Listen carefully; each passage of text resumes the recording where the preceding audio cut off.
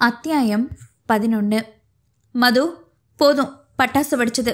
மீதிய வீட்டுக்கு போன பிறகு வெடிச்சுக்கலாம். இப்போ அமைதியா வா. மதுரனின் சேட்டையை தாங்க முடியாமல் அவனை அழைக்க, இன்னும் ஒன்னுக்கா கிஞ்சி கேட்டு அலம்பு செய்தவனை முறைத்து நின்ற கோதை முன்பு நெடுநெடுவென பெரிய உருவத்தில் வந்து நின்ற ஆனந்தபாலனை கண்டு திகைத்து விழித்தாள். இங்கன என்னடி பண்ணிட்டு இருக்கிறவ? ஏதோ தாலி கட்டியவன் போல அதப்பாக கேட்டவனை கண்டு மிரண்டு போன கோதை வேகமாக பொடியனிடம் செல்ல போக இறுக்கமாக அவள் கரத்தை பற்றி தன் பக்கம் நிறுத்தினான் ஆனந்தன். பதில் சொல்லாம எங்கடி ஓடுற? மின்கரத்தை வளைத்து திருப்பியவன் அவள் முதுகை தன் கட்டு மேனியில் மோதி நிறுத்த அதிர்ந்து போனாள் கோதை. இது 4 பேரு வந்து போற ரோடு. இங்கன போய் என்கிட்ட நீங்க இப்படி நடந்துக்கிறது முறையா? உங்களை கெஞ்சி கேட்டுக்குத. யாராவது பாக்கிறதுக்குள்ள தயவு செஞ்சு என்னைய விடுங்க. துடிக்கும் இமைகளில் நீர் கோர்த்து கண்ணம் தாண்டவா வேண்டாமா என்ற நிலையில் அச்சத்தில் குரல் கம்மி சுற்றும் முற்றும் பதட்டமாக பார்க்கும் அவளை கண்கள் சுருக்கி சுவாரஸ்யமாக பார்த்தான் அவன். தனியா கைய பிடிச்சா பெரிய இவ மாதிரி சாபம் கொடுக்கறியே. சரி, அத்த விடு. உன் சாபமெல்லாம் இந்த கட்டுக்கடங்க காளைய அப்படி என்னத்தை செஞ்சிட போகுதுன்னு நானும் பாக்குதேன். மிதப்பாக நகைத்து, சொல்லுடி, இங்கன என்ன பண்ணிட்டு இருக்கிறவ என்றவனின் பார்வை ஆர்வமாக பட்டாசு வெடித்துக் கொண்டிருந்த மதுரனை வருடி மீண்டது. என் தம்பிக்கு திடீர்னு உடம்புக்கு முடியாம போச்சுது. அதே ஆஸ்பத்திரிக்கு கூட்டிட்டு போயிட்டு வாரேன். கலக்கமாக உரைத்த கோதை எப்படியோ அவனிடமிருந்து அவசரமாக பிரிந்து நிற்கவும், அக்கா வேடி காலி என்றபடி மதுரன் அவர்கள் புறம் திரும்பவும் சரியாக இருந்தது.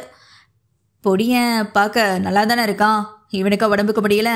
யோசனையாக தாடை நீவியனிடம் விளக்கம் சொல்ல விருப்பம் இல்லாது அவள் நிற்க, அக்கா இது யாரு என கேட்டுக்கொண்டே ஆனந்தனை பார்வையால் அளந்தபடி வந்த மதுரன் கோதையின் கரம் பற்றி அவன் அரண்போல் நின்றவனை புருவம் ஏற்றி நக்கலாக பார்த்தான் நெடியவன். உன்னைத்தான் கேக்குதே, யாரு இவக? அவள் கைப்பிடித்து இழுக்க, அது இவக பஞ்சாயத்து தலைவரும் மயன். தயக்கமாக சொன்னதும் ஆனந்தனை பார்த்த சிறுவனின் கண்களில் கிஞ்சித்துக்கும் பயமில்லை. ஓ சரி, வா வீட்டுக்கு போகலாம். பெரிய மனிதன் அக்காலை அழைத்து செல்ல முனைய பட்டன அவன் தலையை தட்டிய ஆனந்தபாலன், டேய் பொடுசு நெல்லுடா என்ற அதட்டலில் நடை தடைப்பட்டு சீற்றமாக திரும்பியவனை, அதான் பேசிட்டு இருக்கான்ல, அப்படி என்ன அவசரமா நீ பாட்டுக்கு அவளை இழுத்துட்டு போறவ? போயே அப்படிக்கா நெல்லு. உன் அக்கா காரிகிட்ட முக்கியமான விஷயம் பேசிட்டு அனுப்புறேன்.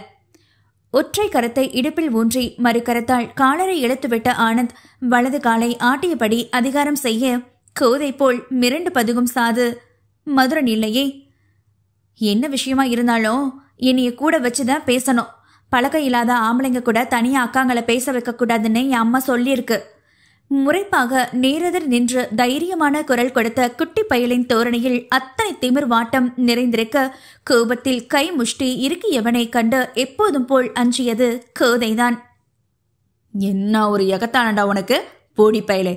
முளைச்சு 3 இலை விடல, என்னையவே முறைச்சு பாக்குதியா? இந்த வாய் வாய் வாய் பேசுற திமிரா உனக்கு?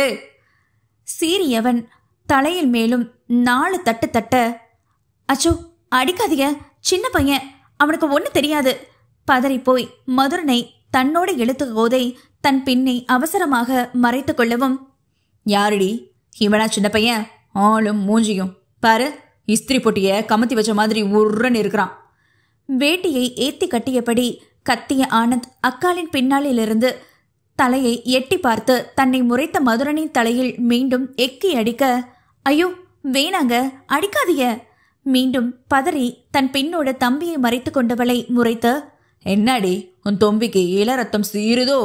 கோபத்தில் பற்களை கடிக்க பயத்தில் கரங்கள் நடுங்க பின்னிருந்து மதுரனின் கரங்களை பிடித்து கொண்டாள் கோதை.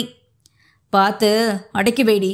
இன்னொரு தரம் என் முன்னாடி இவன் இப்படி திமிரா முறைச்சிட்டு நின்னா கோழி கழுத்தை திருவி போடுற மாதிரி இந்த பொடிய கழுத்தையும் ஒரே திருவா திருவி வீசி விடுவேன், பார்த்துக்கோ. அச்சிறுவனின் கண்களில் கிஞ்சத்துக்கும் பயம் இல்லாமல் ஒருவித திமிர்த்தன்மை நிறைந்திருப்பதை உணர்ந்தவனுக்கு ஏனோ மதுரனை பார்க்க பார்க்க அத்தனை வெறுப்பாக இருந்தது. கடுகு சிறுத்தாலும் காரம் குறையாது என்பவர்களை அப்படி ஒரு இளந்திமிர் மதுரனை சுடர் விழிகளில் நிரம்பி வழிவதை உணர்ந்து ஆத்திரம் மூண்டது முரடனுக்கு.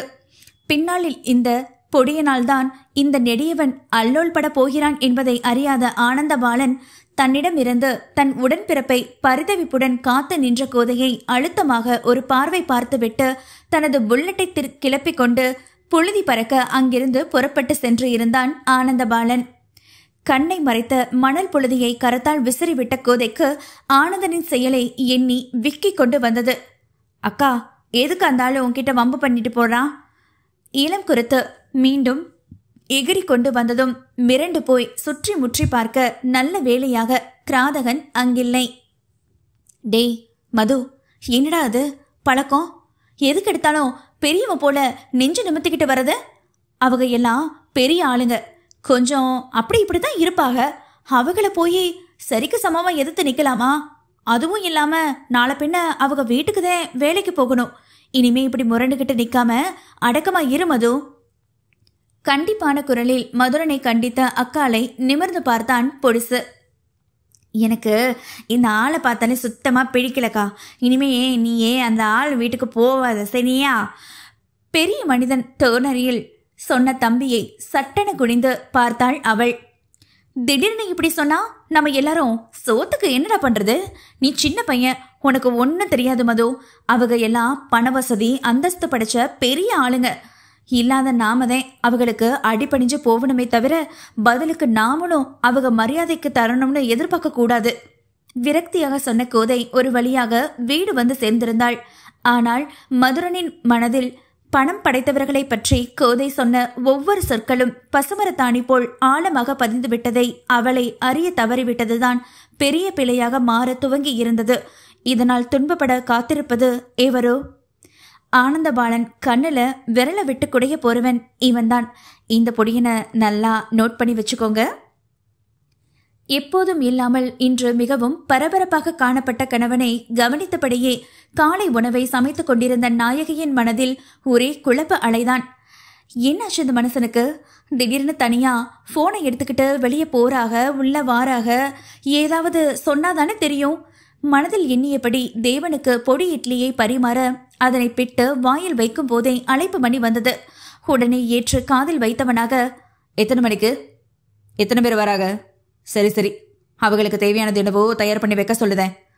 தலையும் புரியாமல் வாழும் புரியாமல் அழைப்பை துண்டித்து இட்லியை உண்ண துவங்க உரிமையானவனிடம் சட்டமாக வாய் திறந்து என்னவென கேட்க முடியாத அந்த அப்பாவி பெண்ணோ எப்போதும் போல் அமைதியாகத்தான் நின்றாள். உண்டு முடித்து ஏப்பம் விட்ட தேவன் நாயகை நீட்டிய துண்டை தட்டி விட்டவனாய் சட்டென அவள் இடையில் சொருகி இருந்த முந்தானையை கைவிட்டு இழுத்து வலக்கரத்தை துடைத்து கொண்டவன் உதட்டில் இருந்த ஈரத்தையும் இதமாக ஒற்றி எடுக்க கணவனின் செயலில் நாணமுற்றாள் நாயகி. கண்ணால முடிஞ்சு இம்பட்டு வருஷம் ஆச்சு, இன்னமும் இந்த வெக்க மட்டும் உன்னைய விட்டு போவலடி. நம்ம முதராத்திரி அன்னைக்கு எப்படி உடம்பு சவந்து கூச்சப்பட்டு என் முன்னாடி நின்னியோ அதே போலதான் இப்பவும் இருக்க. தன்னவளை நெருங்கி தேகம் நசுங்க நின்ற தேவன் மீண்டும் இடையினுள் விரல் நுழைத்து முந்தியை சொருக நெஞ்சு கூடு தூக்கி போட்டு துள்ளிய மனைவியின் கூச்சம்தானே இன்றளவும் அவள் மீது பித்து குளிக்க வைக்கிறது. என்னங்க இது? இங்க நின்று அலம்பு பண்றீங்க? மாமா அத்தை யாராவது பார்த்துட்டாங்கனா? இரவெல்லாம் தொடை முட்டி சேட்டை செய்த நீல்கொம்பு மீண்டும் அவள் சேலை இடுக்கில் புகுந்து இம்சை செய்திட கூடத்தில் நின்று வம்பு செய்த கணவனை தடுக்க முடியாது தவித்து போனாள். அதே யாரும் பார்க்கலல்ல, தொட்டா கரைஞ்சிடாது, பேசாம காட்டு. மோன குரலில் கட்டளையிட்டு அவள் மென்மையை வன்மையாக பிழிய திக் திக் இதய துடிப்புடன் அவன் கரத்தில் துவண்டு மடிந்தாள் நாயகி. அமுதாவுக்கு சீலை கட்டிவிட்டு தயாராக்குடி. அப்படியே சுட சுட பஜ்ஜி சுட்டு டீ போட்டு வை. அவளை பொண்ணு பார்க்க மாப்பிள்ளை வீட்டில இருந்து வாராக. எச்சில் உதடு மின்ன தூணை பிடித்தபடி மூச்சரைக்க நின்ற மனைவியிடம் தகவல் சொன்னவன் தன் சட்டையை நீவி சரி செய்து கொள்ள, என்னங்க சொல்றீங்க? அமுதாவை பொண்ணு பார்க்க வராங்களா? அவ சின்ன பொண்ணுங்க, அதுக்குள்ள என்ன அவசரம்? அவளுக்கு கண்ணால பண்ணி கொடுக்க சொந்த மகள் போல் வளர்ந்த பிள்ளையை அதற்குள் வேறொரு வீட்டிற்கு அனுப்பி வைக்க வேண்டுமா என்ற கலகத்தில் சட்டென கணவனிடம் கேட்டுவிட்டு அவனது கோப முறைப்பையும் பரிசாக பெற்றுக்கொண்டாள். யாரு அவ? சின்ன பொண்ணா? அமுத விஷயத்துல அதிகப்படியான உரிமையை எடுத்துக்க நீ யாருடி? அவளை பெத்தவரு எங்க அப்பா இருக்காரு, கூட பிறந்தவங்க நாங்க இருக்கோம். எங்களுக்கு தெரியாதா அவளுக்கு எப்ப கட்டிட்டு கொடுக்கணும்னு? நேத்து வந்தவ அவளை சோறுட்டி வளர்த்துட்டா நீ பெத்தவளா மாறிடுவியடி. அனாவசியமா வாயை திறந்து வாங்கி கட்டிக்காத. இது எங்க அப்பா முடிவு. ஒழுங்கா சொன்ன வேலையை மட்டும் செய்டி. அதுவரை இருந்த இலகுத்தன்மை மாறி அவளை வார்த்தைகளால் வதைத்துவிட்டு சென்ற கணவனை புறங்கையால் கண்ணீரை துடைத்தபடி வேதனையாக கண்டாள் நாயகி. மாலை வேளை தேவன் சொன்னது போலவே அமுதாவிற்கு பட்டுப்புடவை கட்டிவிட்டு மிதமான அலங்காரம் செய்து முடித்த நாயகி எழிலோவியமாக தலை குனிந்து நின்ற அழகு பெண்ணை என் தங்கமே திருஷ்டி சுற்றி நெட்டி முறித்தாள் புன்னகையாக. எதுக்கு அண்ணி இவ்வளோ அவசரமா எனக்கு கல்யாணம் ஏற்பாடு பண்றாங்க? இன்னும் கொஞ்ச நாள் உங்களோட ஜாலியா இருந்துட்டு போறேனே, ப்ளீஸ் அண்ணா கிட்ட சொல்லுங்க அண்ணி.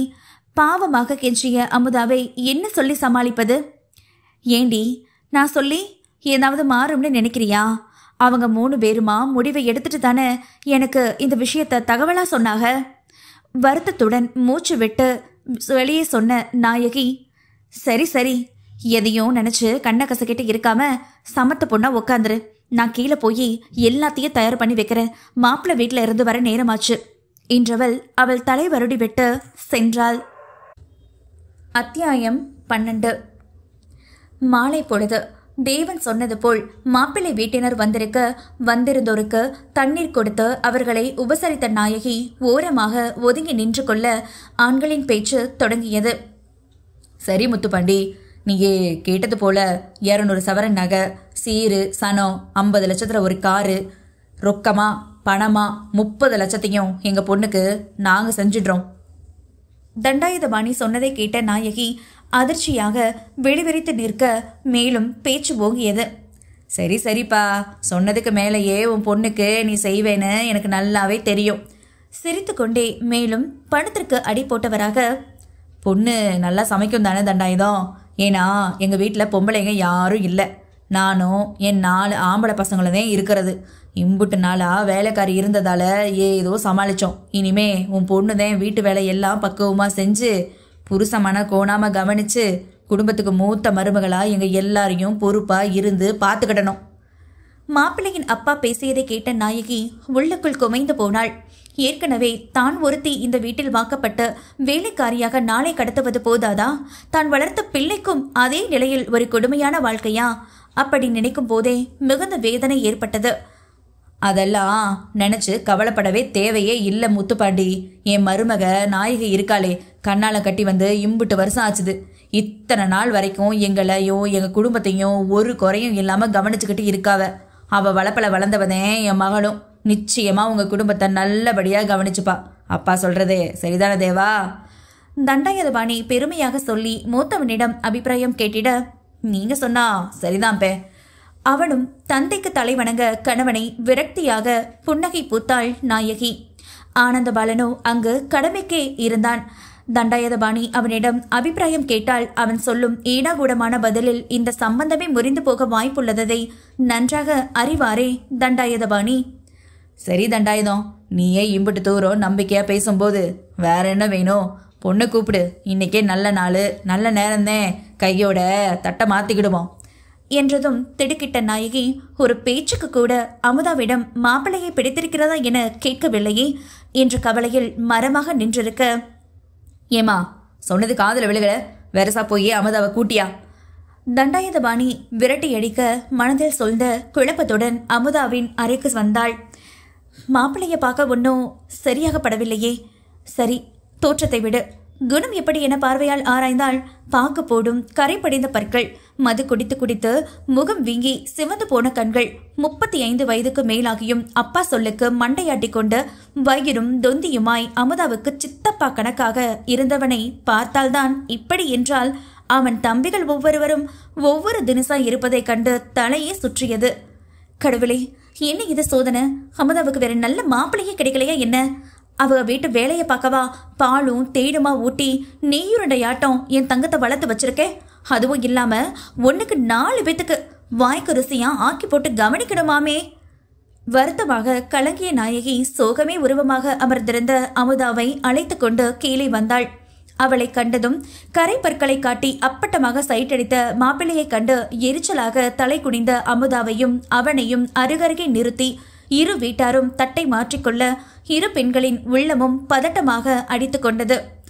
எண்ணி 25 நாட்களில் வரவிருக்கும் சுபயோக தினத்தன்றே திருமணத்தையும் நடத்தி கொள்ளலாம் என முடிவாக பேசி முடித்து அனைவரும் இடத்தை விட்டு கலைந்திருக்க, எனக்கு இது கல்யாணத்துல இஷ்டம் இல்லை அண்ணி. கண்கள் கலங்கி வெம்பி அழுத அமுதாவை கண்டு வருத்தம் உள்ள பிசைந்தது. அழாத தங்கம். அவள் கண்ணீரை துடைத்து மென்மையாக அணைத்து கொண்ட நாயகி, நான் ஒருத்தி தினம் அனுபவிக்கிற துன்பமெல்லாம் போதும் அமுதா. உனக்கு அப்படி ஒரு நிலையை ஏற்படுத்த நான் விடமாட்டேன். கவலைப்படாத. எப்பாடுபட்டாவது இந்த கல்யாணத்தை நிறுத்தி உன்னைய அன்பா அக்கறையா பாத்துக்கிற நல்ல மாப்பிள்ளையா தேடி கண்டுபிடிச்சு அண்ணி உனக்கு கட்டி வைக்கிறேன்டா தங்கம். தீர்க்கமாக அவளுக்கு தைரியம் சொன்ன நாயகி இந்த விஷயத்தை பற்றி இன்றே தன் கணவனிடம் பேசியாக வேண்டும் என்ற முடிவோடு அறைக்கு வந்தாள். சட்டையை கலட்டி ஆங்கரில் மாட்டிய தேவனின் கட்டு மேனியை, வெள்ளை கட் பனியன் மார்பு புடைத்த தேகத்தை வடிவாக பிடித்து காட்ட ஜன்னல் புறம் திரும்பி நின்று போன் பேச தொடங்கியவன் முதுகினை அறைக்கு வந்தவள் எத்தனை நேரம் வெறித்து நின்றாளோ. அவன் பேசி முடிக்கும் வரை கையை பிசைந்தபடி அமைதியாக நின்றிருந்த தேன்கொடியை சட்டென பிடித்து இழுத்திருக்க திடுக்கிட்ட நாயகியின் முகம் அவன் பட்டை மார்பில் புதைந்து வேகமாக மூச்செடுத்து மெல்ல முகம் மலர்த்தி கணவனை பார்த்தவளின் கண்கள் கலங்கி இருந்தது. என்னாச்சுடி? ஆனா உன்னா மூஞ்சில சோக கீதம் வாசிச்சுக்கிட்டு இருக்கிறவ? வாய் பேச்சில் கவனமாக இருந்தாலும் கரம் என்னவோ அவள் சேலையை உருவுவதில் படு பிசையாக இருந்தது. கொஞ்சம் பேசணுங்க. லவுக்கை அகற்றும் முன்னே அவசரமாக கருப்பு திராட்சையினை கண்டிட்டு அதன் சாற்றை உறிஞ்சிய கணவன் வேகத்தில் வார்த்தை திணறியது. எம்பிட்டு வேணுமோ கொஞ்சம் பேசுடி. நான் பாட்டுக்கு என் வேலையை பார்க்குதே. லவுக்கையில் வட்டமாக எச்சில் நினைந்து அவள் பேசுவதைப் போலவே பேசி காமித்து பெண் அங்கத்தை மேலும் அழகூட்டி கிறங்க வைத்ததில் பித்தானான் தேவன். கொஞ்சவா, அது கெஞ்சங்க, கொஞ்சம் நேரங்க. அவன் சொன்னதில் அவளே தவறுதலாக பேசி பின்பு விழித்து மீண்டும் தெளிவுபடுத்த முயற்சிக்க, கொஞ்ச நேரம் என்னடி? எம்பிட்டு நேரமானாலும் பரவாயில்ல, கொஞ்சிக்க. கள்ளன் மனைவி சொல்லும் அர்த்தம் புரிந்து கொண்டே வேண்டுமென்றே அவளை சீண்டி குழப்பி விட்டதில் அல்ப ஆனந்தம் கொண்டு மனைவியின் மந்தார தேகத்தில் கொண்டு தேன் எடுத்தான். அவன் சீண்டல் புரியாது கணவனின் அதிரடி தீண்டலில் உடல் கூசி நாணி சிவந்து கிடந்த நாயகிக்கு அவள் பேச வந்த விஷயமே மறந்து போனது. கூடல் தொடங்கி அவள் மார்பை நிறைத்து அழகாக மின்னிய தாலி சரட்டில் முத்தமிட்டு விதவிதமான கோணங்களில் அவளை புரட்டி எடுத்தவனை இத்தனை வருடமாகியும் முத்தமிட்டு சாந்திப்படுத்த தெரியாத மங்கையோ சுருண்டு அவன் மார்பில் விழ அள்ளி கொடியாக தன் தேகத்தில் சுருண்டு கொண்டான். திருமண நாளும் கிட்டத்தில் நெருங்க பயத்தில் ஒவ்வொரு நாளும் அமுதாவின் திருமண விஷயத்தை பற்றி தேவனிடம் பேச முயற்சித்து தோற்றவளாக கடைசியில் கணவனிடம் வேலைக்கு ஆகாது என்று ஆனந்த பாலனிடம் தவிப்பாக வந்து நின்றாள் வேதநாயகி.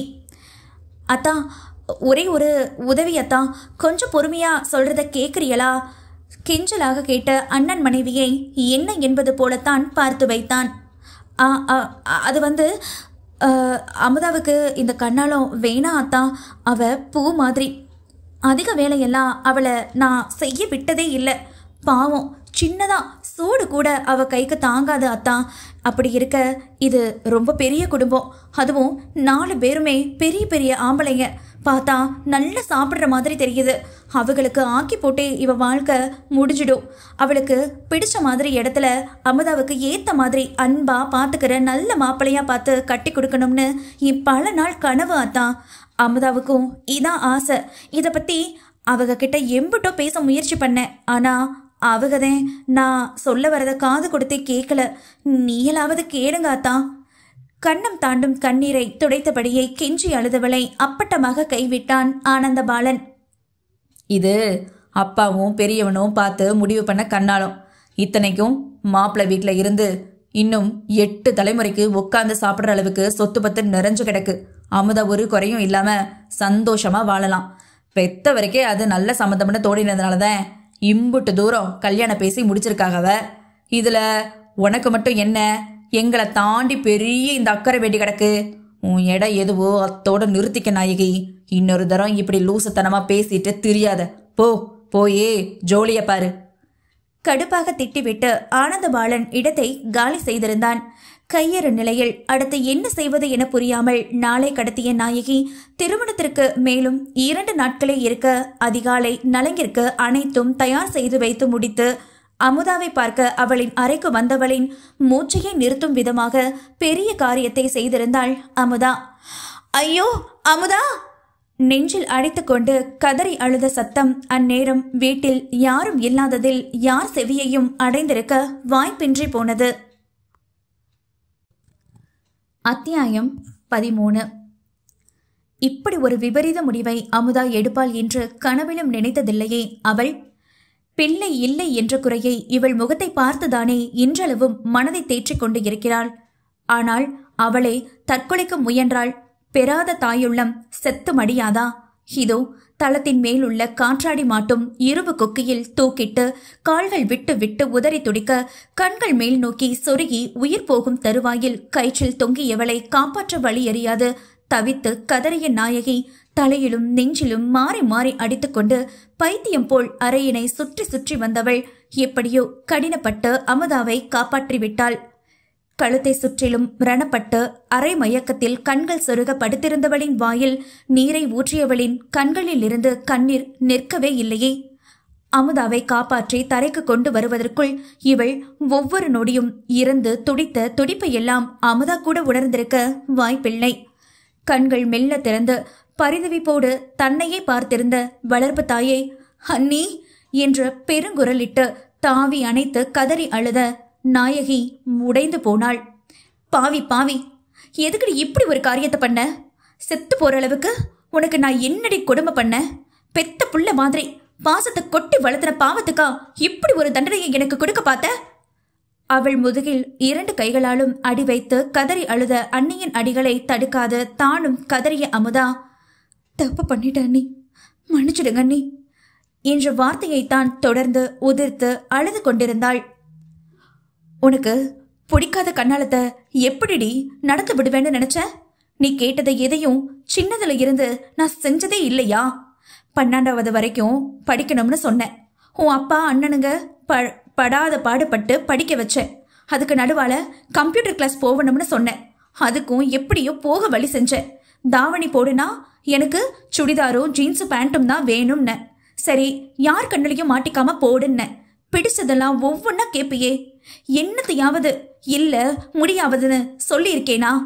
போத உரைக்கு மேற்படிப்புக்கு வெளியூர் தான் போவேன்னு ஒத்த காலில நின்ன. அதுக்கும் நான் இம்புட்டு அடி உதப்பட்டு வாங்கக்கூடாத ஏச்சு பேச்செல்லாம் வாங்கினேன்னு தெரியுமாடி உனக்கு? இம்புட்டும் பண்ணவ இந்த கல்யாணத்தை நிறுத்தி உனக்கு பிடிச்ச வாழ்க்கையை ஏற்படுத்தி கொடுக்க மாட்டேன்னு எப்படிடி என்னைய மறந்துட்டு அம்புட்டு ஈஸியா தூக்கல தொங்க முடிவை எடுத்த? ஆதங்கம் தீர அவளை அடித்து கட்டிக்கொண்டு அழுத நாயகியை கண்டு தானும் அழுவதை தவிர வேறு வழி இல்லையே. சொல்லுடி, இம்பட்டு தூரம் சாவ துணிஞ்சு இருக்கேனா? நிச்சயம் ஏதோ இதுல பெரிய தப்பு இருக்கு. ஒழுங்கா நெசத்தை மட்டும் சொல்லு. எனக்கு தெரியாம என்ன தப்பு பண்ணின? உரிமையும் பேரன்பும் எங்குள்ளதோ அங்குதான் கண்டிப்பும் கோபமும் அதிக அளவில் வெளிப்படும். அமுதாவை தன் பெண்ணாகவே போதிப்பவளுக்கு அவளின் இந்த முடிவை சாதாரணமாக கடக்க முடியவில்லை. ஏதோ தவறுள்ளதை உணர்ந்த நாயகியின் இதயம் படபடப்பாக துடிக்க அவள் தோள்களை பற்றி ஆவேசமாக ஒழுக்கினாள். ஐயோ, பெரிய தப்பு பண்ணிட்ட அண்ணி. அதான் வேற வழி இல்லாம பயத்துல சாக முடிவெடுத்துட்டேன். தேகம் குலுங்கி தலையில் அடித்துக்கொண்டு அழுதவளை தெரித்த பார்வையால் மௌனமாக துளைத்த நாயகியின் மனதில் ஏதோ சொல்ல முடியாத பாரம் அழுத்தியது. எங்க காலேஜ்ல வேலை பார்க்குற மேக்ஸ் லெக்சரர் பையன் ஹரிஷ் தினமும் எங்க மேம பிக்கப் அண்ட் ட்ராப் பண்ண வருவான். அப்படியே நானும் என் ஃப்ரெண்ட்ஸும் எல்லாரும் அவனோட ஃப்ரெண்ட்லியா பழக ஆரம்பிச்சோம் அண்ணி. முதல்ல அவனுக்கு என் மேல லவ் வந்து ப்ரப்போஸ் பண்ணான். நான் ஒத்துக்கல. ஆனா போக போக அவனோட லவ் அண்ட் கேர்ல மெல்ல மெல்ல எனக்கும் அவனை பிடிச்சது. 2 பேரும் எங்க லிமிட்டை தாண்டாம தான் லவ் பண்ணோம். நம்ம குடும்பத்தை பத்தி எல்லாம் அவங்க கிட்ட சொன்னேன். என்னதான் அவங்க அம்மா டீச்சரா இருந்தாலும் மிடில் கிளாஸ் ஃபேமிலி தான் அண்ணி. இப்போதான் ஹரியும் யமகா கம்பெனில மேனேஜரா ஜாயின் பண்ணி இருக்கான். ஆனா என்ன சொன்னாலும் அப்பாவும் அண்ணாக்களும் எங்க லவ்வுக்கு ஒத்துக்கவே மாட்டாங்க அண்ணி. ஏன்னா அவன் நம்ம ஆளுங்க இல்ல, வசதியும் இல்லை. என்னைய எப்படியும் பெரிய இடத்துல கட்டி கொடுக்கத்தான் நினைப்பாங்க. அதுவே நாங்க ஒன்னானா யாராலையும் எங்களை பிரிக்க முடியாதுன்னு பயத்துல நானும் அவனும் தப்பு பண்ணிட்டோம் அண்ணி. அழுது கொண்டே அமுதா சொன்னதையெல்லாம் கேட்டு அதிர்ச்சியில் நிலை குலைந்து போனாள் நாயகி. என்ன காரியண்டி பண்ணிட்டு வந்திருக்க? அப்படின்னா உன்னைய வளர்த்துன இந்த விஷயம் உங்க அப்பாவுக்கும் அண்ணனுக்கும் தெரிஞ்சா ஐயோ கொண்டே போட்டுடுவாங்களேடி உன்னைய. இணைந்து போன நாயகிக்கு எப்படி பேசி இந்த சிக்கலை முடிப்பது என்றே ஒன்றும் விளங்கவில்லை. வெறும் தப்பு மட்டும்தானா, இல்ல கருக்கலைப்பை ஏதாவது பண்ணி தொலைச்சிருக்கியா? கோபத்தில் அவள் முகத்தை பார்க்கவே தவிர்த்தாள். 30 நாள் அண்ணி, குழந்தை உண்டாகி இருக்கேன் அண்ணி. தலை குனிந்தபடி சொன்னவளை மேலும் அதிர்ந்து பார்த்த நாயகி தலையை இரு கரத்தாலும் இறுக்கி பிடித்து கொண்டவளுக்கு உலகமே தலைகீழான உணர்வு. இத்தனை தூரம் ஆகி வயிற்றில் நிரப்பிக்கொண்டு வந்த பின்பு இனி என்ன சொல்லி வீட்டில் உள்ள ஆண்களை சமாளிப்பது? ஆனந்தபாலன் கூட ஓரளவுக்கு வீட்டு பிரச்சனைகளில் ஈடுபட்டு கொள்ள மாட்டான். ஆனால் மற்ற இருவரும் ஆஸ்தி, அந்தஸ்து, கௌரவம் என்று உயிரையை விட்டு கொள்ளும் வர்க்கம். நாயகியை திருமணம் செய்து வைக்கவே தண்டாயுதபாணி பெரும் அளவிற்கு யோசனை செய்தார். சாதாரண கலை வேலை பார்க்கும் தங்கவேலு மகள் வேதநாயகி. வசதி இல்லை என்றாலும் அழகில் குறைவின்றி இருந்தவளுக்கு படிப்பு என்னவோ படுமந்தம்தான். 9ஆம் வகுப்பு தேரவில்லை. ஆனபோதும் மகிழ்ச்சிக்கு குறைவில்லையே. எதை பற்றியும் கவலை கொள்ளாது ரெக்கை விரித்து சுதந்திரமாக பிறந்த காலம் அது. ஆனால் அவளை ஈன்றவர்களுக்கு பெரும் கவலை. பெண்ணுக்கு 19 வயதாகியும் பூ பெய்திடாமல் இருப்பதுதான். பருவ பெண்ணின் அனைத்து வளர்ச்சிகளும் அவளுக்கு இருக்க பாவையின் தேகத்தை அலங்கரித்தாலும் பருவம் எட்டினால்தானே ஒரு பெண் முழுமையடைய முடியும். அதுவே ஊராரின் வாயில் போட்டு எள்ளுரண்டையாக மெல்ல மெல்ல தம்பதியினர் தவித்து போகினர். யார் செய்த புண்ணியமோ, நல்ல வேளையாக 20 வயது தொடக்கத்தில் பருவமடைந்த பெற்றோரின் வயிற்றில் பாலை வார்த்தாள் நாயகி. ஆனால் அதே அளவிற்கு அவள் அழகே அவளை வீட்டில் முடக்கி போட வைத்தது. பருவம் எய்யாத போதே ஊரில் உள்ள காளி பயல்களின் கண்கள் மொத்தமும் அவள் மீதுதான் இருக்கும். இப்போதோ சொல்லவே வேண்டாம். மொத்த வாலிபர் கூட்டமும் அவள் வீட்டின் முன்தான் குத்து வைத்து இருந்தது. வாசலை கூட்ட வெளியே வந்தால் நிம்மதி தொலையும். வயதுக்கு வந்த பெண்ணை பாதுகாப்பாய் இல்லாத குடிசை வீட்டில் தனியை விட்டு செல்ல முடியாமல் அவள் அன்னையோ தந்தையோ யாராவது ஒருவர் மாறி மாறி அவளுக்கு காவல் காக்க வேண்டிய கட்டாய நிலைக்கு தள்ளப்பட்டனர். நாயகி வயதுக்கு வந்த அந்த 1 வருடமும் வயிற்றில் நெருப்பை கட்டி கொண்டு திரிந்தவர்களுக்கு தேனாக கிட்டிய சம்பந்தம்தான் அமரதேவனுக்கு பெண் கேட்டு தண்டாயுதபாணியே நேரில் வந்தது. ஜோசியத்தில் அதிக நம்பிக்கை உள்ள நபர் தண்டாயுதபாணி. ஒரு 7 வீட்டு பொண்ண உங்க மகனுக்கு முடித்தா அவன் வாழ்வும் செழிக்கும், உங்க கௌரவமும் மக்களிடையே உயரும் என்று குடும்ப ஜோசியர் முடிவாக சொல்லி இருக்க வேறு வழியே இல்லாமல் யோசனையில் மூழ்கினார். அவர் மகள் அமுதாவுக்கு கொடுக்க ஒற்றுக்கொண்டதை போன்ற வரதட்சணையோடு வரும் தன்குல பெண்ணைத்தான் தன் மகனுக்கு கட்டி வைக்க வேண்டும் என எண்ணிக்கொண்டிருந்தவருக்கு அடுத்த வேளை உணவுக்கே ஓடி உழைத்தால்தான் என்ற அளவிற்கு வறுமையில் வாழ்ந்து வந்த நாயகியை பற்றி அறிந்து முகம் சொலித்தார். முதலில் இத்தனை வறுமையில் பெண் எடுக்க வேண்டுமா என்ற அதிருப்தியில் வேண்டாம் என தவிர்க்க நினைத்தவர் பின் அத்தனை அழகும் கொட்டி கிடக்கும் நாயகியை கண்டதும் அப்படியே மனம் மாறி போனார். இவளை விடவா தன் மகனுக்கு அழகாக மனைவி கிடைத்து விட போகிறாள் என்று எண்ணியவருக்கு மனம் ஆறுதல் அடைய செய்த ஒரே விஷயம் நாயகி குடும்பமும் அவரும் ஒரே குலம் என்பது மட்டும்தான். ஆனால் இப்போது அனைத்தும் தலையில் ஆன எண்ணம் அவருக்கு. ஜோசியர் சொன்னது போல அனைத்தும் கிட்டியது. ஆனால் தன் மகன் பெயரை சொல்ல ஒரு வாரிசு இல்லையே என்ற கடுப்பில் அவளை என்ன சொல்லி வதைக்க வேண்டுமோ அத்தனையும் சொல்லி வதைத்து கொண்டு இருக்கிறார். இந்த விஷயமெல்லாம் நாயகியும் நன்கு அறிந்திருந்தாள். இப்போது எப்படி அமுதாவின் விஷயத்தை பற்றி இவர்களிடம் பேசுவது என ஒன்றும் புரியாமல் இருந்தவளுக்கு மண்டை குழம்பி சூடானதுதான் மிச்சம். விடிந்தால் திருமணம் எனும் நிலையில் உயிர்ப்பே இல்லாமல் அறையில் முடங்கி கிடந்த அமுதாவை பார்த்து பெருமூச்சு விட்டு கொண்ட நாயகி 2 நாட்களாக நன்றாக யோசித்து தீர்க்கமாக ஒரு முடிவினை எடுத்திருந்தாள். 8 பட்டி ஊரும் அந்த மண்டபத்தில் சொல்ந்திருக்க பட்டு வேஷ்டி சட்டையில் குஜாலாக அமர்ந்து ஐயர் கூறும் மந்திரங்களை கண்ணும் கருத்துமாய் சொல்லிக் கொண்டிருந்தான் மாப்பிள்ளை. ஆண்கள் மூவரும் விழுதடித்துக் கொண்டு அனைவரையும் வரவேற்று மற்ற வேலைகளையும் கவனித்துக் கொண்டு மணமேடைக்கு வந்திருக்க ஐயரோ பொண்ணு அழைச்சிட்டு வாங்கோ என்று சொல்ல சில நிமிடங்களில் ஐயோ பொண்ணு ஓடி போச்சே என்ற அலறல் சத்தத்தில் அவ்விடமே பலத்த சலசலப்பில் மூழ்கியது. அத்தியாயம் 14. என்னது, பொண்ணு ஓடி போச்சா? அடியா தே, நாட்டாம குடும்பத்துக்கு வந்த வெக்க கிட பாரு. இப்படி மானத்தை வாங்கிட்டு ஓடி போயிட்டாளே அந்த கூறு கிட்டவ. ஆமா ஆமா, அம்புட்டும் கௌரவமான மனுஷங்க.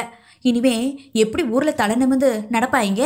அட இதுக்குதாயா அப்பவே அம்புட்டு தூரம் படிச்சு சொன்னேன், பொட்ட பிள்ளைய வெளியூருக்கு படிக்க அனுப்பாதேன்னு. என் பேச்சை கேட்டிருந்தா இப்படி ஒரு அசிங்கத்தை பார்த்துருப்பியா? நல்லா கேளு முத்தையா, நாம சொல்றத என்னத்துக்கு கேட்கணும்னு அலட்சியத்துல பண்ணதுனாலதே இந்த வேணை. ஊராரின் திறந்த வாய்க்கு கெட்டியான அவள் உருண்டை கொடுத்ததைப் போல இஷ்டத்திற்கும் மூவரையும் நிற்க வைத்து ஊசி குத்துவதைப் போல் வார்த்தையால் குத்தி கிழித்துக் கொண்டிருக்க, அவமானத்தில் முகம் கருத்து நின்றவர்களுக்கு தங்கள் குடும்ப கௌரவத்தையே குலைத்து நடு வீதியில் இழுத்துவிட்டு போன அமுதாவை கொல்லும் வெறியோடு அத்தனை பேர் முன்னிலையிலும் தலை குனிந்து நின்றிருந்தனர். அக்னி குண்டத்தின் முன்பு அமர்ந்திருந்த மாப்பிள்ளையாண்டால் இன்னும் அசையாமல் இருப்பதைக் கண்ட அவன் தந்தையோ வெகுண்டெழுந்து விட்டார். இப்படி ஒரு ஓடுகாலிய என் மகன் தலையில கட்டி வைக்கதே இம்புட்டு ஆட்டம் போட்டியலா? ஏயா தண்டாயுதம், என்னவோ பெருசா பெருமை பீத்துன என் மருமக வளப்புல வைரமா என் மக வளர்ந்து நிக்கிறா அப்படி இப்படின்னு. கடைசியில பாத்தியா உன் மருமக வளப்பு லட்சணத்தை? அதானே, என்னதான் பாசத்தை கொட்டி வளர்த்தானும் பெத்த புள்ள மேல அக்கறை காட்டி வளர்த்துறது போல வருமா? ஒரு மலட்டு கழுத கையில ஒப்படைச்சு வயசு பொண்ண வளர்த்த சொன்னா இப்படித்தேன் அவமானப்பட்டு நிக்கணும். கல்யாணம் நின்னு போன கடுப்பை விட வரதட்சணை பறிப்போன கடுப்பில் தன் வன்மத்தை கக்கிய முத்துப்பாண்டியின் முகத்தில் ஓங்கி குத்திய வேகத்தில் கடவாய்ப்பல் தெரித்து விழுந்ததை அவர் நடுக்கத்துடன் நோக்க, ருத்ர அவதாரத்தில் அவர் முன் வந்தான் அமரதேவன். உன் பையன் கண்ணால நின்னு போச்சா? அத்த மட்டும் பேசு. அனாவசியமா என் பொஞ்சாதிய நடுவால இழுத்த மவனே உன் உசுறு இருக்காது. அதே கண்ணால நின்னு போச்சுன்னு தெரிஞ்சிருச்சுல. இன்னும் என்னையா ஆளாளுக்கு நின்னுகிட்டு வியாக்கியானம் பேசிக்கிட்டு இருக்கீங்க? எல்லாரும் கிளம்புங்க. அமரதேவனின் ஆங்கார கர்ஜனையில் மண்டபமே காலியாகி இருக்க, உன் பொண்ணு ஓடி போய் என் மவன் கண்ணால நின்னு நாங்க குடும்பத்தோட அசிங்கப்பட்டு நின்னதும் இல்லாம என்னைய அடிச்சு அனுப்புறிய? வயிறு எரிஞ்சு சொல்லுதேன், நீயும் பிள்ளையும் நல்லாவே இருக்க மாட்டிய. மாப்பிள்ளை கோலத்தில் இருந்த மகனை இழுத்து சென்ற முத்துப்பாண்டி தலை மறையும் வரை சாபமிட்டு கொண்டே சென்றிட ஆத்திரத்தில் இறுகி நின்றான் தேவன். அமுதாவை காணவில்லை என்று சொன்னதில் இருந்தே நாயகியை பற்றிய எண்ணமில்லாது இருந்தவனுக்கு முத்துப்பாண்டி அவளை பற்றி பேசவும் தான் மனைவியை தேடி கண்கள் அலைப்பாய்ந்தன. அதிகாலை மண்டபத்தில் அவளை பார்த்ததோடு சரி. அதற்கு பிறகு நடுவில் எங்கும் அவளை பார்த்ததாக நினைவில் இல்லாததை கூர்ந்தவன் மனம் சந்தேகத்தில் பிசைந்தது. இல்ல என் நாயகி அப்படி ஒரு காரியத்தை செஞ்சிருக்க வாய்ப்பே இல்லை. நானோ அப்பாவோ தலை குனிஞ்சு நிக்கிற தவிர அவ நினைச்சு கூட பார்க்கவே மாட்டா. தனக்கு தானே தைரியம் சொல்லிக்கொண்டு தன் சரிபாதியை மண்டபம் எங்கும் தேடி அலைய, நாயகி சொல்ல சொல்ல அமுதா கைப்பட எழுதி வைத்த காகிதம் அவனை கண்டு பல் இழித்தது. அமுதாவின் காதல் கர்ப்பம், அதனால் அவள் தற்கொலைக்கு முயற்சித்து கடைசி நேரத்தில் அவள் உயிரை காப்பாற்றியது என அனைத்து விஷயத்தையும் ஒன்று விடாமல் தெளிவாக எழுதி, தயவு செஞ்சு என்னை மன்னிச்சிடுங்க. நான் இம்புட்டு தூரம் ஆசையா வளர்த்தன பிள்ளை. என் கண்ணுக்கு முன்னாடி சாக கிடக்கும்போது வேற எதை பத்தியும் என்னால யோசிக்க முடியலங்க. இதை பத்தி நானும் உங்ககிட்ட எம்புட்டு தூரம் பேச முயற்சி பண்ணிக்கிட்டே தான் இருந்தேன். ஆனா நீங்க நான் சொல்ல வரது எதையும் காது கொடுத்து கூட கேட்கல. நம்ம குடும்ப கௌரவமா அமுதாவோட உசுரான்னு பார்த்தா எனக்கு என் அமுதாவோட உசுறு தாங்க முக்கியம். அதான் அவ காதலிச்ச பையன் கூடவே அவளை சேர்த்து வைக்க போறேன். தயவு செஞ்சு என்னைய மன்னிச்சிடுங்க என்றதோடு அக்கடிதம் முடிதிருக்க, மனைவியின் ஏமாற்றத்தில் மனதளவில் குறுகி போனவனாக, அடியே மழையளவு நம்பிக்கை வச்சிருந்த என்னைய ஏமாத்திட்டுல. பற்களை கடித்து வெறி பிடித்தவன் போல் கத்தியவனை அமைதியாக ஆனந்த பாலன் பார்க்க அதீத கோபத்துடன் எழுந்து நின்றார் தண்டாயுதபாணி. அந்த நாயி உன் பொஞ்சாதிய ஒரு வார்த்தை தப்பா பேசிப்புட்டான்னு கடவாப்பல்ல ஓட்டச்சு அனுப்பிட்டியேடா. இப்ப பாத்தியா அந்த அமுக்கிடிப்பட்ட காரியத்தை கூடவே இருந்து இப்படி ஒரு அசிங்கத்தை செய்ய வச்சுட்டாளேடா அந்த திருட்டு கழுத. இம்புட்டு வருஷமா நான் கட்டி காத்த கௌரவத்தை ஒத்த நொடியில சரிச்சு புட்டாளே பாவி. தலையில் அடித்துக்கொண்டு அவமானத்தில் துடித்து கண்ணீர் விட்ட தகப்பனை கண்டதும் மேலும் நாயகி மீதுதான் கொழுந்து விட்டு எரிந்தது கோபம். மூவரும் வீட்டிற்கு வந்துவிட்டனர். இன்னும் நாயகி வந்த பாடில்லை. அவள் வரவை எதிர்நோக்கி கடுமையான கோபத்துடன் வாசலையை வெறித்த வண்ணம் தந்தையும் மகனும் காத்திருக்க, அவர்களை வெறித்தபடி கொய்யாக்கனியை கடித்து மென்ற ஆனந்தபாலன் பின் போர் அடிக்கவே அவன் தோட்டத்திற்கு சென்று விட்டான். இங்கோ மஞ்சள் தாலி பளிச்சிட்டு மாலையும் கழுத்துமாய் திருமண கோலத்தில் நின்றிருந்த அமுதா ஹரிஷ் தம்பதியினர் பட்டண நாயகியின் காலில் விழுந்து ஆசீர்வாதம் பெற நிறைந்த மனதுடன் அவர்களை ஆசிர்வதித்த நாயகிக்கு இன்னும் அமுதா மீதுள்ள கோபம் குறைந்தபாடில்லை. அண்ணி ப்ளீஸ் அண்ணி, என்னை மன்னிச்சிடுங்க. தெரியாம இல்ல தெரிஞ்சுதான் தப்பு பண்ணேன். எல்லாம் அப்பா அண்ணா மேல இருந்த பயத்தினாலதான் அண்ணி. மற்றபடி உங்க மனசை நோகடிக்கணும்னு கனவுல கூட நான் நினைச்சு பார்த்ததே இல்லை அண்ணி. நீங்க தானே அண்ணி எனக்கு எல்லாமே. நீங்களே என் மேல கோபமா இருந்தா என்னால நிம்மதியா இருக்க முடியாது அண்ணி. ப்ளீஸ் இந்த ஒரு முறை உங்க மகளை மன்னிக்க மாட்டீங்களா? அவள் கையெடுத்து கண்ணில் ஒற்றி தேம்பி எழுத அமுதா சட்டென அவளை கட்டிக்கொண்டு கெஞ்சலாக நாயகி முகம் பார்க்க அதற்கு மேலும் அவள் மீது கோபம் நிலைக்குமா? அதுவும் தன்னை விட்டு பிரிந்து செல்லும் இந்நேரத்தில்? நாயகிக்கு கண்ணீர் வழிந்து கன்னம் தாண்டியது. அமுதாவின் கண்ணீரை கண்டு, வயிற்றுல புள்ளைய வச்சுக்கிட்டு சும்மா சும்மா அழாதடி.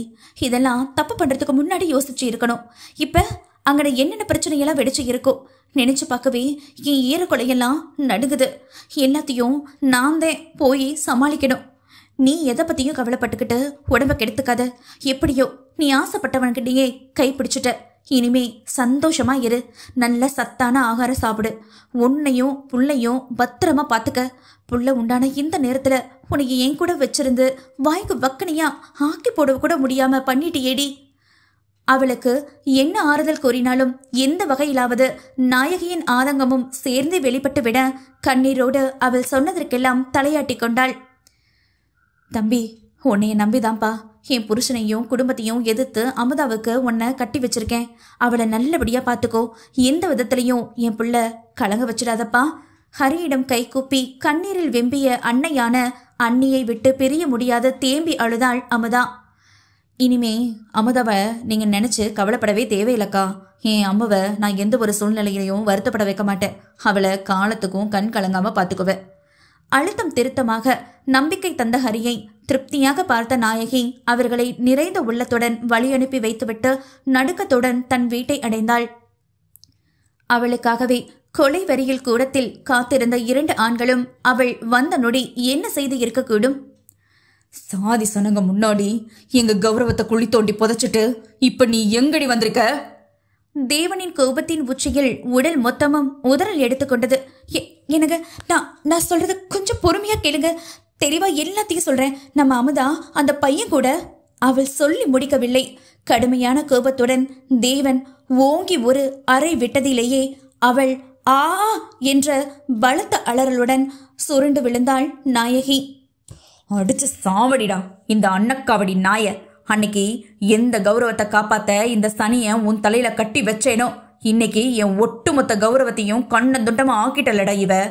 அந்த ஓடுகாலிக்கு இவ தான்டா என்னென்னத்தையோ பேசி தூண்டி விட்டு இம்புட்டு தூரம் என்னைய அவமானப்படுத்தி இருக்கா. ஆவேசமாக தண்டாயுதபாணி மேஜையில் இருந்த தண்ணீர் குவளையை தூக்கி அவள் மேல் விட்டெறிந்து இருக்க அது சரியாக நாயகியின் நெற்றியின் ஓரம் பதம் பார்த்து உதிரம் கொட்டியது. மா! தலையை பிடித்து கொண்டு வழியில் அலறினாலும் பரிதவிப்புடன் தேவனின் கால்களை பற்றி கொண்டவளை இருந்த கோபத்தில் ஈவு இரக்கமே இல்லாது காலால் விசிறி அடித்தான். வழியில் கதறினாலும் தாயை தேடும் சேயை போல மீண்டும் மீண்டும் கணவனிடம்தான் ஓடி சென்றாள் நாயகி. என்னங்க, தயவு செஞ்சு ஒரே ஒரு தரம் நான் சொல்றத கேளுங்க. கெஞ்சி கேட்டு தன்னிலை விளக்கம் சொல்லிட தவித்தவளை அற்ப புழுவை போல் ஒரு பார்வை பார்க்க உடல் குறுகி வெம்பினாள் பெண்ணவள்.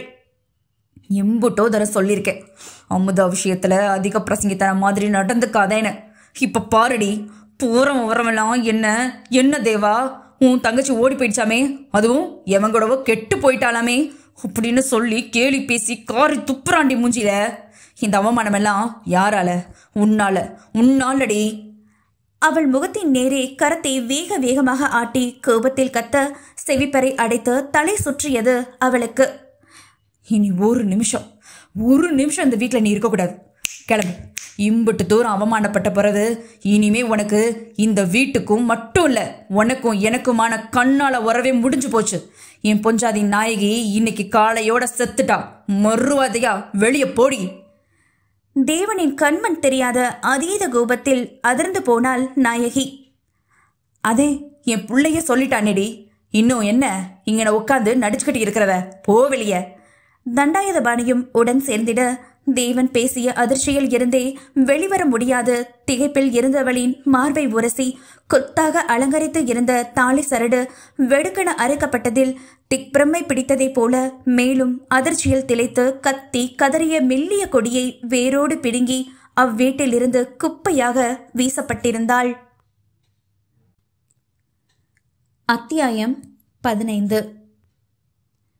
இந்த உறவை நீட்டிக்கிற தாலி நீ எனக்கு பொஞ்சாதியே இல்லைன்னு ஆன பிறகு இனிமே ஒரு நிமிஷம் உன் கழுத்துல இருந்தாலும் அது எனக்கு தாண்டி அசிங்கம். ஆங்காரமாக கத்தி அவள் என்னதென உணரும் முன் தாலியை அறுத்து வீசிய தேவன், இனி ஒரு காலம் நான் செத்தாலும் என் முகத்துல முழிக்க கூடாது, வெளியே போடி. கட்டுக்கடங்க கோபத்தில் அவள் கழுத்தை பிடித்து வெளியே தள்ளி இருந்தான். என்ன நடந்தது? எதையுமே நிறுத்தி நிதானிப்பதற்குள் அனைத்துமே நடந்து முடிந்திருந்தது. 15 ஆண்டு கால திருமண பந்தத்தை வேரோடு வெட்டி முறித்து ஒட்டு மொத்தமாக துரத்தி அடித்து விட்டான். ஒவ்வொரு நாளும் கூடலின் பொழுதில் தொடக்கத்திலும் முடிவிலும் அவள் கழுத்தில் ஊர்ந்து கிடக்கும் தாலி கொத்தில் அவன் அதரம் தேண்டாது தவறியதே இல்லை. உன் நெஞ்சில சுமக்கிறதுல தாண்டி இந்த தாலி கொடிக்க அழகு கூடுது. காலையிலிருந்து ராத்திரி என் கூட இந்த கட்டில உருள வரைக்கும் எத்தனையோ தங்க நகைங்க உன்னை அலங்கரிச்சு இருந்தாலும் அதுல எல்லாம் தெரியாத ஒரு அழகு இந்த ஒத்த தாலியில சொல்லல வடிக்க முடியாத அளவுக்கு நீ அம்புட்டு அழகா இருக்கடி. தாலியோடு சேர்த்து கட்டி கனிகளையும் உதட்டால் உரசி மொத்தமிட்டு தீண்டி கருத்திராட்சை குலைத்து உறிஞ்ச நாணத்தில் ஜீவன் துடித்து தன்னோடு இறுக்கிக் கொள்ளுவாள் நாயகி. இந்த நெஞ்சுக்குள்ளைய பதுங்கி கிடக்கிற தாலி கொடி எனக்கு எப்பவுமே கர்வத்தை தரும். ஏன் தெரியுமா? கொடியை தன் முகத்தில் பரவ விட்டு அதனோடவே அவள் மலைகளில் மோத ஏன் என்பது போல பார்க்கும் அந்த போதை ஏற்றும் கருவண்டு வெளிகளுக்கு வாரி எரிப்பான் மொத்தத்தை. இந்த தாலி கொடிதான் நானு எப்பவும் இங்கன பாதுகாப்பா பதுங்கி கதகதப்பான உணர்வுல எப்பவும் உன்னைய உரசிக்கிட்டே கிடக்கேன்ல. கூடல் பொழுதில் ஒவ்வொரு நாளும் அவளை விதவிதமாக ரசித்து அந்த தாலிக்கொடியோடு சேர்த்து அள்ளிக்கொடியை வர்ணனை செய்து மேலும் அவளை அழகூட்டி வெக்கத்தில் சிவக்க வைத்த மன்னவன் இன்று அவன் கரம் கொண்டே அப்பெண்ணின் உயிரை பிடுங்கி எடுத்த அக்கொடுமையான நிகழ்வினை நினைக்க நினைக்க உயிர்வதை கண்டாள் நாயகி. திருமணம் முடிந்த கையோடு புகுந்த வீடு வந்ததுதான். அதன் பிறகான நாட்களில் தாய் வீட்டு பக்கம் எட்டி பார்க்க கூட அனுமதித்தது இல்லை தண்டாயுதபாணி. வருடத்திற்கு ஓரிரு முறை ஒற்றை மகளை காண அடித்து பிடித்து ஓடி வரும் பெற்றோரை கண்டு நெகிழ்ந்து போவாள் நாயகி. மற்றபடி அவள் வாழ்ந்த குடிசை வீடு 15 வருடங்களில் இப்போது ஓட்டு வீடாக மாற்றப்பட்டு இருந்தது. அவளை அரவணைத்து ஆற தழுவி முத்து குளிக்கும் பெற்றோர் இருவரும் ஆடி அடங்கி ஓய்ந்து போய் தங்கள் வயிற்றை நிரப்ப வேண்டுமே என்ற கட்டாயத்தில் களை பிடுங்கி கையெல்லாம் அரித்து உடல் சீக்கு வந்த நிலையில் பொம்மையாக நடமாடுகின்றனர். இத்தனை வருடமும் மங்களகரமாக கழுத்தை நிறைத்தெறிந்த பொன் தாலியை பறிகொடுத்தவளின் மனம் முழுவதும் வெறுமை படர்ந்து கால் போன போக்கில் செருப்பின்றி நடந்த நாயகியின் கால்கள் நின்றதோ அவள் பிறந்த வீட்டில்தான். அரசல் புரசலாக அவள் தாய் தந்தையரும் விஷயத்தை கேள்விப்பட்டிருப்பர் போல வீட்டின் முன்னே நிற்கதியாக வந்து நின்ற மகளை கட்டிக்கொண்டு அழுவதை தவிர வேறு என்ன செய்து விட முடியும் அவளால்? சின்ன எறும்பு துரும்புக்கு கூட கேடு நினைக்க மாட்டியேமா? உனக்கா இப்படி ஒரு நிலைமை வரணும்? ஐயோ நாயகி! பெற்ற வயிற்றில் அடித்துக்கொண்டு அழுத அன்னை லட்சுமியை கண்களில் நீர் திரள பார்த்து நின்றாள். நானும் வரும்போதெல்லாம் படிச்சு சொன்னேனே, நமக்கு கிடைச்சிருக்கிற சம்பத்தம் எம்புட்டு பெருசுன்னு. மாப்பிள்ள மனசு கோணாம கவனமா உன் வாழ்க்கையை மட்டும் பாருமான்னு. என் பேச்ச கேட்டியா நீயே? வீணா அந்த புள்ள அமுதா காதல சேர்த்து வைக்கிறேன்னு உன் வாழ்க்கையை தொலைச்சிட்டு வந்துட்டியே. இனிமே நாங்க எப்படி தலை நிமிர்ந்து நடப்போம்? மூளையில் அமர்ந்து மாறி மாறி புலம்பி அழும் இருவரையும் உயிர்பற்ற பார்வை பார்த்தாள் நாயகி. ஆக மொத்தம் இங்க யாருமே பொம்பளைங்க மனசையும் அவங்க உணர்வுகளையும் புரிஞ்சுக்கல. மானம் மரியாதை போச்சுன்னா எப்படி ஊரார் முன்னாடி தலை நிமிர்ந்து நடக்கிறதுன்னு மட்டும்தான் இவங்க கவலை. விரக்தியாக மனதில் நினைத்த நாயகி மௌனமாக மூளையில் முடங்கிக் கொண்டாள். தன் தோட்டத்து வீட்டை அடையும் முன்னமே வழி தெருவில் பார்த்த பலரும், என்ன ஆனந்தா, பட்டணத்துல படிச்சுட்டு வந்த உன் தங்கச்சி வயிற்ற நிரப்பிக்கிட்டு அசல் சாதிகார பயலோட ஓடி போயிடுச்சாமே நக்கலாக கேட்டு அவன் கோபத்திற்கு ஆளாகிட அவர்களை எல்லாம் சும்மா விட்டு போக முடியுமா? கேட்ட வாய்க்கெல்லாம் இலவசமாக வெற்றிலை பாக்கு போட்டுவிட்டு வரும்போதுதான் அக்காட்சி கண்ணில் பட்டது. அந்த பக்கமாக இருந்த ஆற்றின் பாலத்தின் அருகே கோதையும் அவளுக்கு நேரெதிரே மற்றும் ஒரு புதியவனும் நின்று பேசிக்கொண்டிருக்கும் காட்சி அது. என்ன பேசுகிறார்கள் என தூரத்தில் இருந்து பார்த்தால் ஒன்றும் கேட்காது. கோதையோ நிமிர்ந்து அந்த புதியவன் முகத்தை கூட பார்க்கவே இல்லை. அவன் மட்டும் ஏதேதோ பேசிக் கொண்டிருந்தான். கடைசியாக அவன் கேட்ட எதற்கோ அவள் தலையை மட்டும் ஆட்டிவிட்டு அங்கிருந்து சென்றாள். அவனும் தனது காரில் ஏறி பறந்து விட்டான். அதனை பார்த்த ஆனந்த பாலன் இகழ்ச்சியாக இதழ் வளைந்தாலும் முகமோ எக்கச்சக்க கோபத்தில் சிவந்து இறுகி இருந்தது. அதே வேகத்தில் வந்தவன்தான் ஏற்கனவே அவனுக்காக காத்திருந்தவளை முதுகெலும்பு உடையும் அளவிற்கு அனுபவித்து துரத்தி அடித்த பின்னும் முகம் கனியாது இறுகி கிடந்தவன் அங்கிருந்த மேசையின் மீது கையால் துளாவி கையில் மாட்டிய பொருளை தன் கண்ணெதிரே தொங்க விட்டு பார்த்தான். அவன் கடனை அடைக்க வேண்டி கோதை பயந்து பயந்து விற்ற நாயகியின் தங்கத்தோடு அது. என்னெல்லாம் சொல்லி என் காதல பூசத்துன, கண்டுபிடிக்க மாட்டேன்னு அம்பட்டு தைரியம். அதனை பார்த்து கேலியாக நகைத்த ஆனந்தன், நான் எப்போடா தொடுவேன்னு ஏங்கி போய் காத்திருக்கிறவளுங்க மத்தியில என் தொடுகைக்க அழுறுப்பா பார்த்த உன்னைய எப்படி சும்மா விடுவேன்னு பார்த்த. படத்தை என்கிட்ட கொடுத்துப்புட்டு போன அன்னைக்கே நீ என்னென்ன தில்லுமுள்ளு பண்ணேன்னு எல்லாத்தையும் கண்டுபிடிச்சிட்டேடி. அப்ப கூட உண்மையை சொல்லாம எனக்கே சாபம் கொடுத்துட்டு பூச்சாண்டி பயம் காட்டினல, உனக்கு இனிதாண்டி நிறைய இருக்கு. பற்களை கடித்து கொண்டவன் அந்த தோட்டை பத்திரப்படுத்தி கொண்டான். கோதை நகையை விற்ற அன்று அவள் என்ன காரணம் சொல்லியும் நம்பாமல் இருந்தவளுக்கு எப்படி இவளிடம் இவ்வளவு பணம் வந்திருக்கும் என தீவிர யோசனையில்தான் உழன்றான். மதியம் போல் மார்க்கெட் வீதியில் வலம் வந்த ஆனந்தை யதார்த்தமாக பார்த்த அதே நகைக்கடைக்காரர் சந்தேகமாக அழைத்தார். முதல்ல அந்த பொண்ணு வந்து இந்த நகையை விற்க கொடுக்கும்போது நான் சரியா கவனிக்கல சின்ன தம்பி. பிறகுதான் பழைய தங்கத்தை உருக்க தொடங்கும் போது நல்லா உத்து கவனிச்சேன். இதே டிசைனை தேவ தம்பி என்கிட்ட செஞ்சு வாங்கினதான் ஞாபகம். அதே குழப்பத்தில் இருக்கும்போதுதான் உங்களையும் நேரில் பார்த்துப்புட்டேன் என்றார் சந்தேகமாக. ஏயா, இந்த டிசைனை எங்கள் அண்ணன் ஒரு ஆள் மட்டும்தான் செஞ்சு வந்திருப்பானா? அவன் வாங்கின பிறகு இதையே அச்சிட்டு செஞ்சு எம்புட்டு ஆளுங்க கிட்ட புது புது டிசைனு ஏமாத்தி வித்திருப்ப. அலட்சியமாக காதை குடைந்தபடி எழுந்து கொண்டான். ஐயோ, நிச்சயமா இல்லை தம்பி. தேவத்தம்பி அது பொஞ்சாதிக்கு வாங்குற ஒவ்வொரு பொருளும் தனித்துவமானதான் இருக்கணும்னு நினைக்கும். அதுவா ஒவ்வொரு டிசைனையும் ரசனையா யோசிச்சு எப்படி அந்த பொருளை உருவாக்கணும்னு ஒவ்வொன்றா பார்த்து பார்த்து அழகுபடுத்த சொல்லும். முக்கியமா தம்பிக்கு செஞ்சு கொடுக்குற அதே டிசைனை வேற யாருக்கும் செஞ்சு கொடுக்க கூடாதுன்னு கடுமையா எச்சரிச்சுட்டுதேன் போவும். அதனாலதான் நான் அடிச்சு சொல்லுதேன், இந்த பொருளை மட்டும் இல்ல, தேவா தம்பிக்கு செஞ்சு கொடுத்த எந்த ஒரு பொருளையும் திரும்ப செஞ்சு வேற யாருக்கும் நான் விற்கிறதே இல்லை சின்ன தம்பி. ஆணித்தரமாக அவர் அடித்து கூறியதும் விரல்களால் தாடையை தைத்தவன் பற்கள் கோதையை நினைத்து கோபத்தில் அறைப்பட்டது. அத்தியாயம் 16. அந்த புதியவனிடம் பேசிவிட்டு மனக்கலக்கத்துடன் வீடு வந்திருந்தாள் பூங்கோதை. என்னம்மா அதுக்குள்ள வந்துட்ட, அந்த தம்பி போயிடுச்சா என்றபடி இன்முகத்துடன் வெளியே வந்தாள் செல்வி. போயிட்டாகம்மா. கலங்கிய கண்களை மறைத்து கொண்டு பருப்பை கழுவிய மகளை பெருமூச்சு விட்டு பார்த்தாள். ஏமா, அந்த தம்பி உனக்கு பிடிக்கலையா? சோர்ந்த குரலில் கேட்ட அன்னைக்கு எப்படி சொல்லுவாள் தான் ஏற்கனவே கலங்கப்பட்ட பெரும் தீட்டு என்று? பிடிக்கலையான்னு கேட்டா என்னம்மா சொல்றது? எனக்கு கல்யாணமே வேணாம்னு தோணுதுமா. தயக்கமாக தாய்முகம் பார்க்க செல்விக்கு அதீத வேதனை. ஒரு வார காலமாகத்தான் உடல் நலம் கொஞ்சம் முன்னேறி தேறி கோதைக்கு பதில் செல்வியை தேவன் வீட்டிற்கு வேலைக்கு செல்ல தொடங்கி இருந்தாள். தாயை வேலைக்கு அனுப்ப விருப்பம் இல்லைதான். ஆனாலும் அங்கிருக்கும் கொடிய மிருகத்தை சமாளிக்க முடியாமல் ஒவ்வொரு நாளும் நரகமாய் போகிறதே. அதிலும் அமுதாவின் திருமண பேச்சு எடுத்ததில் இருந்து அதிகமாக வீட்டில்தான் இருக்கிறான். தப்பி தவறி அவன் கழுகு கண்ணில் மாட்டினால் இரக்கமின்றி பாய்ந்து அங்கம் பெய்த்து எடுக்கிறான். அந்த நேரத்தில்தான் இனி நானே வீட்டு வேலைக்கு செல்கிறேன் என்ற தாயை தடுக்க முடியாது சரி என ஒதுங்கி கொண்டது.